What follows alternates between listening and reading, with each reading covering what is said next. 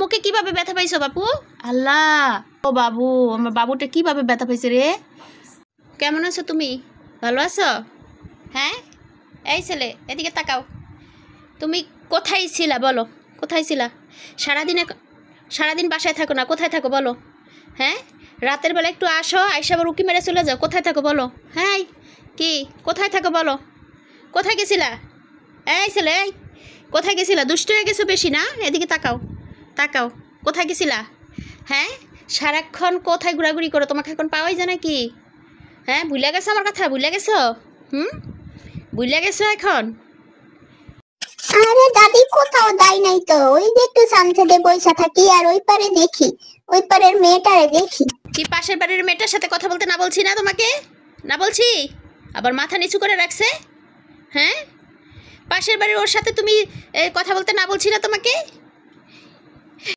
আরে দাদি না, আমি তো আছি না, আমি তো ডাকি না রে, ওই আমারে ডাকে ওই দিক থেকে বইসা বইসা, শুধু আমারে ডাকে আর চোখ মারে। আমি কি করলাম কাও? আমি তখন এই সানসেটের উপর বইসা বইসা শুধু ওরে দেখি।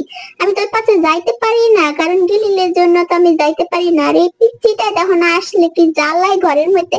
পিচ্চিটা তো কোনো খাইয়া দেওয়ার কাম পায় না, আসলে খালি মাথার উপর দিয়ে লেজ লিয়া খাইলিয়া খালি এই দৌড়াদৌড়ি করে, কামড়া কামড়ি করে। ওর যন্ত্রণায় আর ভাল লাগে না, লেগে একটু বাইরে যাইয়া হাওয়া খাই, বাইরের প্রকৃতি দেখি, পাখিগুলা দেখি। আর ওই মাইয়াটাই খালি আমারে ডাকে, চোখ মারে। তা আমি কি করলাম গো? আমার কি দোষ আছে? আমি কেলে চোখ মারি?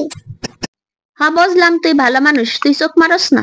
ওই মাইয়াডারই খালি দোষ, তোর আর দোষ নাই। তো এই যে এখন শরীরে এত ময়লা কি লিগা ক? কালকে তোরে গোসল করাই দিছে, এত সুন্দর করে তোর বাপে ডলিয়া ডলিয়া গোসল করাইছে, আর আজকে তুই এই যে শরীরের মধ্যে মাটি বাড়াই লইছিস, এখন তোর বাপ আসলে কি কইব ক?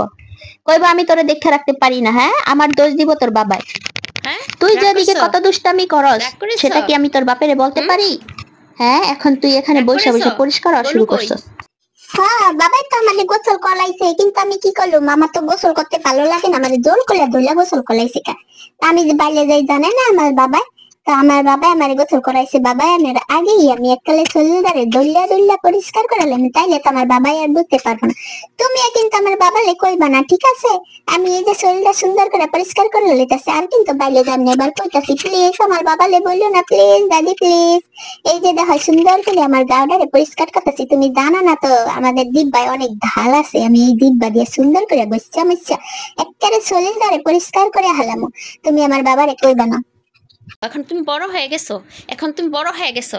এখন তুমি পাশের বাসায় যে উকি ঝুঁকি মারো। হ্যাঁ, পাশের বাসায় যে উকি ঝুঁকি মারো। আর কইতাছো তোমার বাবারে বলুম না? না আসলে এবার সব বইলা দিব তোমার বাবারে, ঠিক আছে?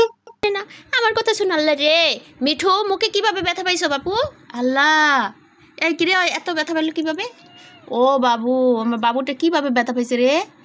আল্লাহ, এইভাবে ব্যথা কিভাবে পাইলা বাবা? দেখি তো। আল্লাহ রে, আল্লাহ আল্লাহ, আমি তো দেখি নাই বাবা, তুমি ব্যথা কিভাবে পাইছো বাবা? আল্লাহ আল্লাহ আল্লাহ, আমার মিঠু কিভাবে ব্যথা পাইলো? তুমি কিভাবে ব্যথা পাইছো বাবু?